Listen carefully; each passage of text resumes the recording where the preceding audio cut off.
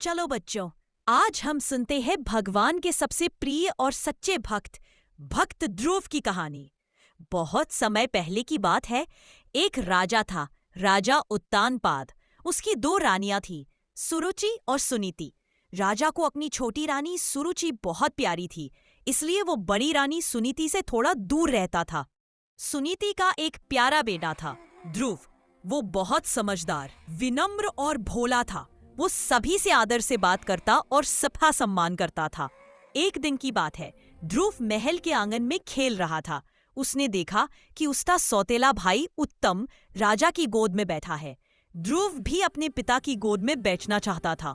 वो दौड़कर आया और राजा की गोद में चढ़ना चाहा, लेकिन तभी रानी सुरुचि ने उसे रोक दिया।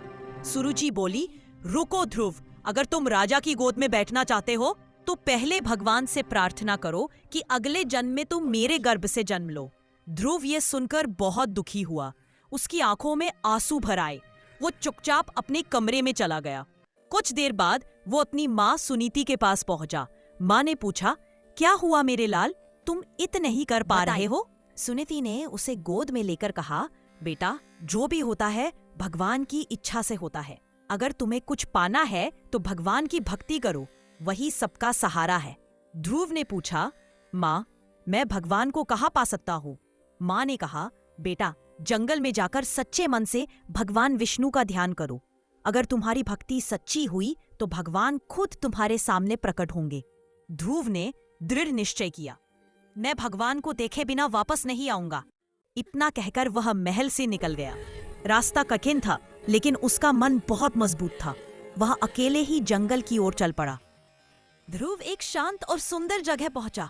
वह वहां बैठ गया और भगवान विष्णु का ध्यान करने लगा। वह दिन रात एक ही मंत्र जपता रहा, ओम नमो भगवते वासुदेवाय।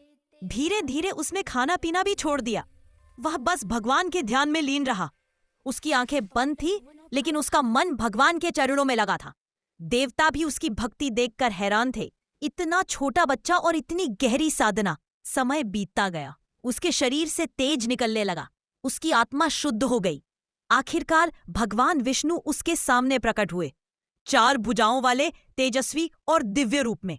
भगवान ने कहा, वत्स ध्रुव, मैं तुम्हारी भक्ति से बहुत प्रसन्न हूं।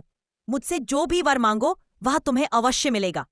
ध्रुव ने हाथ जोड़कर कहा, भगवान, मैं कोई धन या राजपद नहीं चाहता। मैं तो बस एक ऐसा स्थान चाहता हूं जहां मैं हमेशा आपकी भक्ति कर सकूं और जो कभी नष्ट न हो। भगवान विष्णु मुस्कुराए और बोले, ध्रुव, तुम्हें वह आर स्थान मिलेगा जो आकाश में सदैव स्थिर रहेगा। वह स्थान ध्रुव तारा कहलाएगा। यह कहकर भगवान ने अपने शंख से ध्रुव के सिर को स्पर्श किया। ध्रुव के भीतर दिव्य प्रकाश भर गया। वो खुशी और शांति से भर गया। जब वो महल लौटा, राजा उत्तानपाद ने उसे गले से लगा लिया। मां सुनीति की आंखों में खुशी के आंसू थे। पूरी प्रजा ने ध्रुव का स्वागत किया। बच्चों, ध्रुव ने केवल 5 साल की उम्र में ये महान सिद्धि प्राप्त की थी, क्योंकि उसके मन में था सच्चा विश्वास, अटूट भक्ति और दृढ़ निश्चय। आज भी जब हम रात के आकाश को देखते हैं तो एक तारा सबसे चमकता हुआ दिखता है। वो है ध्रुव तारा, जो कभी अपनी जगह से नहीं हिलता। बात सीख, अगर हमारे मन में सच्ची लगन और भक्ति हो तो भगवान स्वयं हमारी मदद करते हैं।